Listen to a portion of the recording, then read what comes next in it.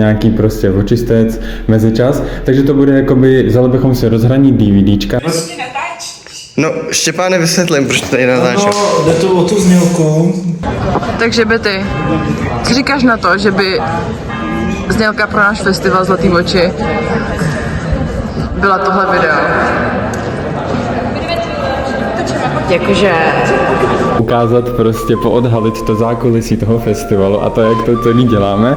A bylo by tam to video, jak vám vysvětluju koncept té znělky. Asi proč ne, myslím si, že už nic lepšího nevymyslíme. Takže tohle je ta znělka.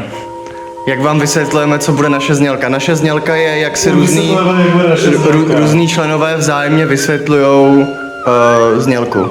Takže je to taková divná smyčka a proto to natáčím. A potom se tam prostě objevil nápis Zlatý oči a to téma. No a to je všechno. To je to docela dobrý, já to musíme jako natočit a nestačí podle mě to. Štěpánovi to pořád ještě nedošlo. Mně to došlo, že mě